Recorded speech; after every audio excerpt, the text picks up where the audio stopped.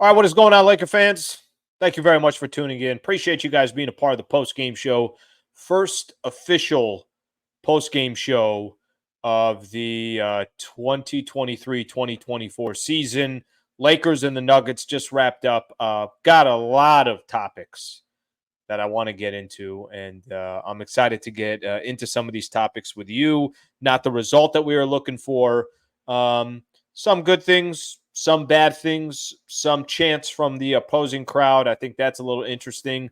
But we're going to break it all down here. Want to welcome in a partner of this channel. It's the first actual partner / sponsorship that I've had on my YouTube here. Underdog Fantasy. Really, really appreciate their partnership here. And I'm going to get you guys more details later of what this partnership looks like and ways to get involved if you have interest in some of these daily fantasy sites that are obviously all over the place, but why Underdog Fantasy is a great place to go, and it's a great way to support the channel.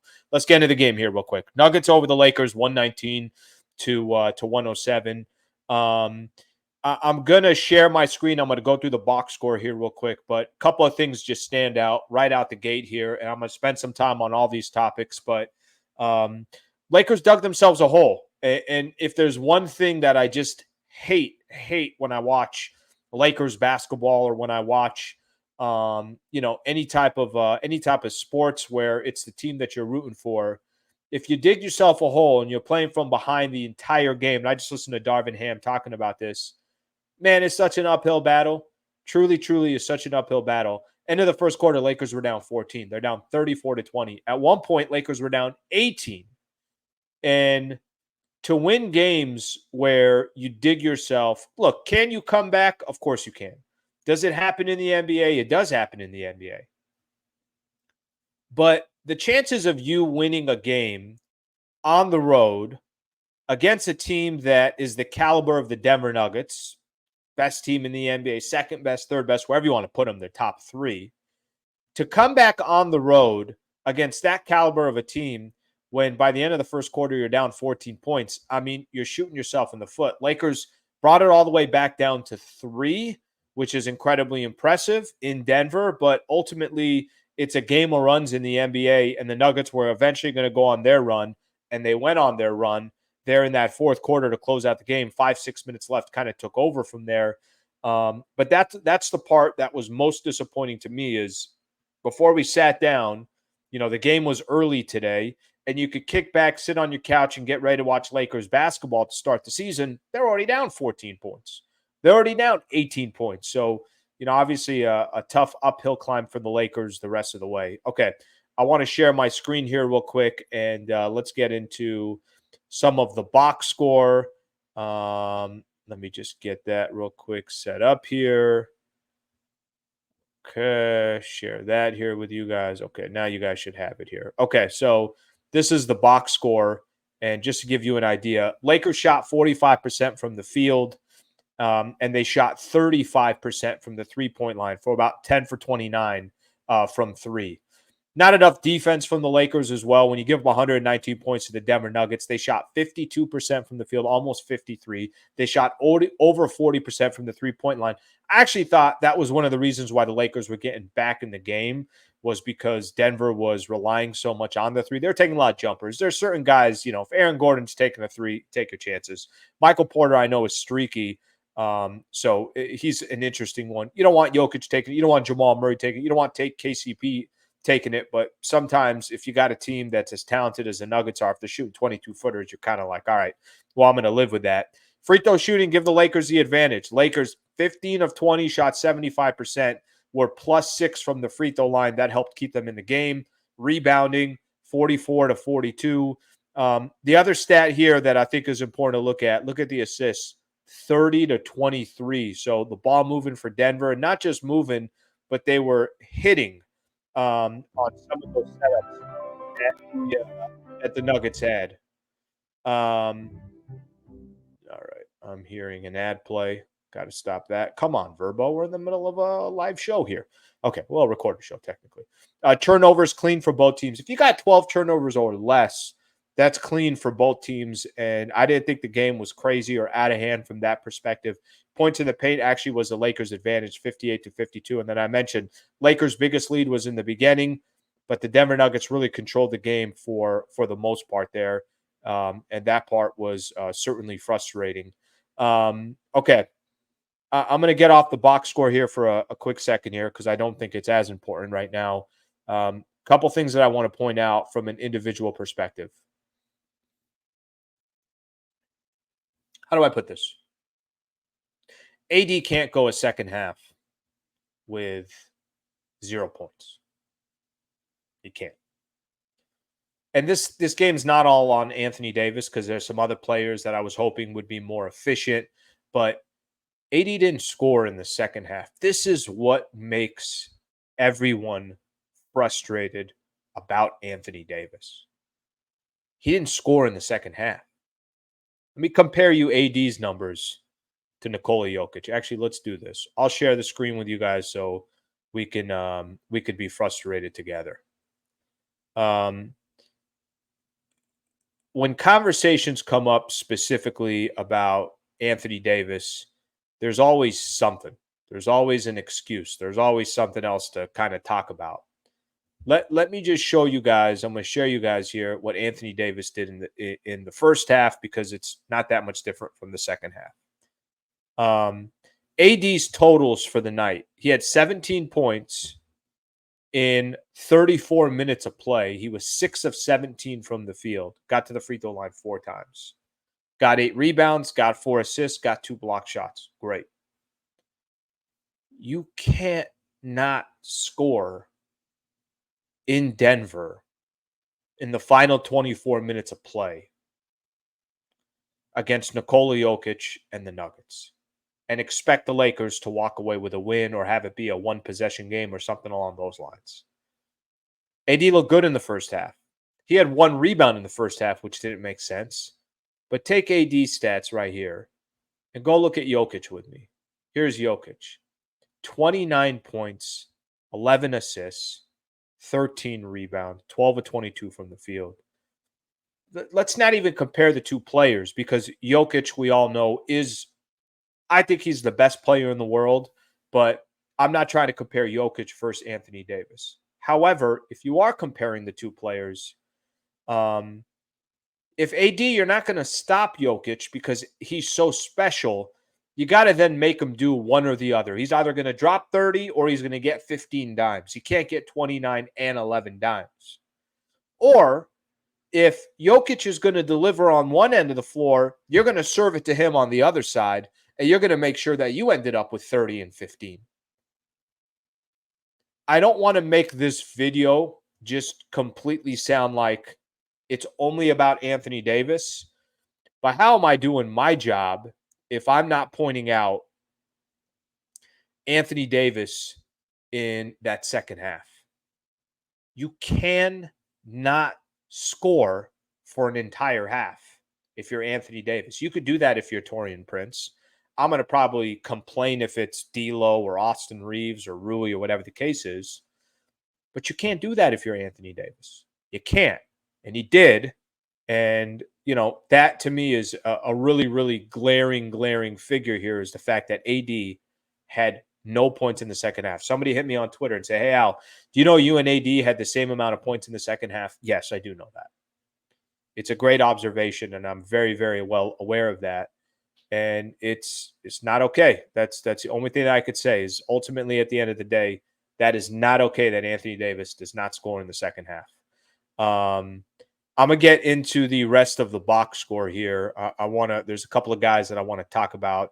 So I'll actually just go back to sharing the screen and we can walk through this. Couple positives that I thought in tonight's game came from Taurean Prince. I thought Taurean Prince was fantastic tonight. He did everything he can. Taurean Prince had 18 points for the Lakers, shot 6 of 8 from the field. I thought Prince filled that starting role perfectly. You actually can't ask for him to do much more. 18 points, 6 of 8 from the field, and hit 4 3-pointers for the Lakers. That's incredible. That's fantastic. I can't ask for anything more from Taurean Prince. I'll keep going down the line here. I thought LeBron was great. LeBron actually ended up playing under 30 minutes. The problem is anytime Bron tried to take a breather, Lakers would collapse. Look at the plus minus here, the starting lineup. Plus minus is right here. Okay. AD minus 17. Taurean Prince minus 14. Austin Reeves minus 14. The only two pluses, D'Lo has plus 1 and LeBron James was plus 7. He had the best plus minus on the Lakers, understandably so. But LeBron, 21, 8, and 5. And like I said, when he wasn't playing, Lakers were, they're just no flow on offense. And that's, I'm going to go back to this. That goes on Anthony Davis' shoulders. That's on AD's shoulders. If you're Anthony Davis and LeBron's not in the game, you're supposed to be the one that, it's not just AD, but you're supposed to be the one that holds down the fort. Lakers were not able to hold down the fort when LeBron wasn't there. We keep going down the list here. D'Lo.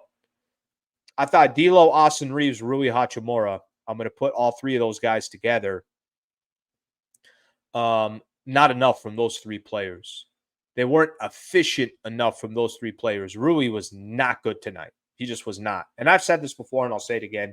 He's the one player that I've got some concern about because of what he did in the playoffs. He got paid for what he did in the playoffs, but what he's done over his career, I don't know if he's going to be 16 a night or 15 a night or whatever the case is. Rui got off to a bad start, 3 attempts, took some bad shots, rushed some shots, over 3 from the three-point line. He only had 6 points. Let me go to Austin Reeves and D'Lo. Listen, I'm a fan of when guys fill up the box score, and I thought D'Lo and Austin Reeves tried to find ways to contribute. Let me give you an example. Reeves had 14 points, had 8 rebounds, had 4 assists, also had 2 steals. Just the 4 of 11, he wasn't efficient. And he didn't not take over the game. I didn't feel his impact the way I feel Austin Reeves in other games. D'Lo only shot 33%. He was 4 of 12 from the field. But I like that D'Lo had the 7 assists and the 4 rebounds. So for me, it was more efficiency. Rui wasn't efficient. Austin Reeves wasn't efficient. D'Lo wasn't efficient. The difference between Reeves and D'Angelo Russell, they did other things to help the Lakers. Rui Hachimura really didn't tonight. Overall, I thought the Lakers bench, Gabe Vincent looked did not look all that good. It's just game one. Surprisingly, I thought Cam Reddish and Christian Wood were pretty decent. I thought in the minutes that they contributed, I thought it was effective. So I'm excited to see both of those guys get some more opportunity and see, what it is that they're going to be able to give to the Lakers on a night in, night out basis. But overall, from a team perspective, AD cannot score in the second half against the freaking Denver Nuggets with what Nikola Jokic is doing on the other side. And like I said, I liked what Bron and Taurean Prince brought to the table. I didn't think some of these other players were efficient enough. And ultimately, at the end of the day, if you dig yourself a hole, the way the Lakers dug themselves a hole, it's tough to get out of it. It's tough to compete against this type of talent on the road when you do not have you don't have much margin for error, and you're playing against a good Denver Nuggets team, and the fan base there just got their banner went up. The players got the rings. I mean, they're juiced. They're excited. You can't go down 18 in the first half and expect, we'll just come right back. That doesn't happen. Even if it does happen in the NBA, it rarely happens against really good teams, and Denver's not a good example of that. Or Denver is a good example of that. It's not going to happen. Well, that's interesting. Who's your daddy chance? I want people to understand something. And I'm not going to sit here and try to make this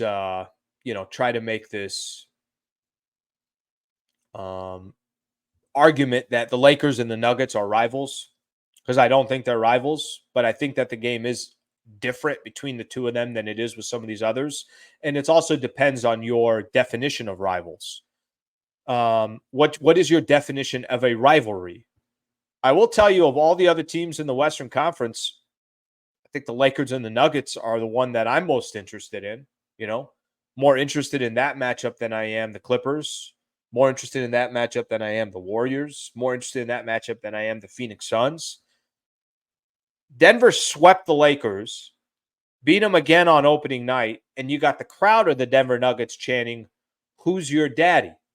And that's, of course, referring to the banner night when, or no, I'm sorry, the parade where one of the broadcasters told Mike Malone that he's the Lakers' daddy or whatever the hell he said, and that's how he introduced him up there. Who's your daddy chance on top of the Nuggets beating the Lakers in the playoffs, on top of the Lakers taking out the Nuggets a couple years ago to win an NBA championship as well? I think definitely makes this matchup very, very fascinating and very, very interesting. Now, the Lakers will eventually, let me actually find it here. I want to find their schedule and I want to see when Denver comes to town, because if you're going to tell me that Laker fans are just going to pretend nothing happened and that the matchup is the same as it would be against Houston or Dallas or Chicago, I think you're fooling yourself, to be honest with you. But Lakers are going to have to wait here. It looks like they don't play Denver for a while. If that's right, they don't play Denver till February 8th, it looks like. Yeah. And that's going to be at crypto.com. So we're going to have to wait a while, but you're going to hear those "Who's your daddy" chants for a while, as long as that will be playing in the background, and you know it will be. So I thought that was interesting, and I think the Denver Nuggets are feeling themselves, as they should.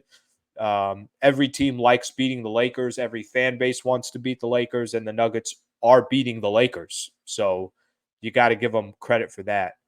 Um, Something to keep in mind here, that the next game for the Lakers is coming up on Thursday, and that's at home versus the Phoenix Suns. Actually, let me wait on that for a quick second. I want to hit on a couple things here before we go a little bit further.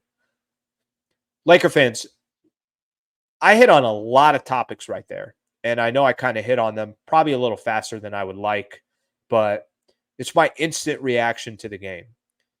Your comments below on what you thought of here over the last, couple of hours of this Lakers game. Um, I think the main takeaways from me is the frustration of Anthony Davis. So if you want to put on the comments below your frustration with Anthony Davis in that second half, feel free to do it. I think the defense was also a frustration, certainly in the first half and specifically that first quarter. And then I thought some of the positives I talked about with LeBron and Taurean Prince. So there's a number of topics that if you guys want to get into, please put it in the comments below, and we can go from there. Okay, I want to share my screen again because I'm going to spend a quick second here talking about our partner with Underdog Fantasy, and then I'm going to get into that final game of the Thursday game. It's going to be the Lakers opener against the Phoenix Suns. They're playing right now, by the way, the Suns and the Golden State Warriors. I know Bradley Beal's not playing in that one. I know Draymond's not playing on the other side of it. Okay, so I'm going to share you guys my screen, and I'm going to tell you guys a little bit of how this works. So if you guys are fans of daily fantasy sports, Underdog Fantasy is obviously partnering up with my channel here. And here's the great thing about it. I'm just going to walk you guys through of how easy this is. They are doing a $500 deposit match. So let me tell you what that means. I'm going to put on the link on the comments a link to Underdog Fantasy. And if you play any of these daily fantasy sites, I would greatly appreciate if you guys can sign up with Underdog Fantasy under my code HoopsLA. And basically, it's as simple as this. A $500 deposit match means if you put $10 into the account, they'll match it $10. So you'll have $20 there in play. If you put $100, they'll match that. So you'll have $200. You'll be able to use that money to start playing right away. I'm going to show you how easy this is and really kind of how much more it excites, or how it can make games exciting just by having some skin in the game. So I'm going to give you an example. There's games going on right now. All you got to do is pick a minimum of 2. So I'm going to give you an example. I'm going to actually already jump ahead to one of the games tomorrow. That way I'm not picking one of the games that's right now. all I have to do is do these pick'ems that's right here. I picked NBA. I got Dallas and San Antonio, and it's literally as easy as this. I don't think I want to do Luka. I'm going to wait on Luka. I like this one, Kyrie. Do you think Kyrie is going to score 29.5 points, higher or lower? I'm going to go lower. And I'm going to get myself a little Wembanyama action in here. Do you think Wembanyama, higher or lower? I'm going to go higher with Wembanyama. And now I got my 2 that are submitted. You could pick up to 5. I'm going to put $10 into this one, and I'm going to hit submit. I'm confirming it. So tomorrow, I'm going to pay attention to this. And all right, I got to put some more information here because I am doing this for the first time myself. So I'll put some more information in that as well. But that's literally how easy it is. And I'm going to put the link in there. Click Hoops LA. The goal is to hit 250 first-time users using Hoops LA. And if we can hit that, then I got some ideas. There's going to be a bonus, and I'm going to use some of that money to go to some charitable service that I want to go to, and then also to put back into the channel to give away some cool swag. So that's my game plan there. Hoops LA is the code. All right, appreciate you guys being a part of that. Thursday at home, Lakers and the Suns. Okay. So being down 0-1 or losing your first game is not that big of a deal. The world's not going to end. I just pay more attention to how do the Lakers look? What are the adjustments they need to make? I think the clear adjustment is how the Lakers start a game. So I think moving forward and that game coming up on Thursday, I think I've told you guys 4 out of the first 5 games for the Lakers, all playoff teams. Not only did you have the Nuggets tonight, you got the Suns coming up on Thursday, one of the other top 4 teams in the NBA. After that, you're at Sacramento. They had the 3rd best record in the Western Conference. And then on, I don't know when it is, but they go Orlando and then Clippers, both of those home games for the Lakers. It's a tough schedule to start. But I'm not going to put too much stock into losing the first game against the defending champs, who might be the best team in the NBA again. But what I will say is Lakers definitely got some areas that they got to clean up, and there's certainly some work that they have to do. If you got thoughts, if you got comments, anything, obviously, in regards to Lakers basketball tonight, please put it in the comments below. I'm also starting to do these YouTube shorts as well. So I'm going to be doing that on game day, just previewing the games, and I'm going to be right here doing the post-game show with you guys. So I appreciate you guys being a part of the show. Thank you for taking the time to get my analysis of it, and I'm looking forward to reading some of your comments. Thank you for being a part of the show. Laker fans, hope you have a good rest of your night. Final score tonight, Lakers lose to the Nuggets, 119-107. Thanks, Laker fans.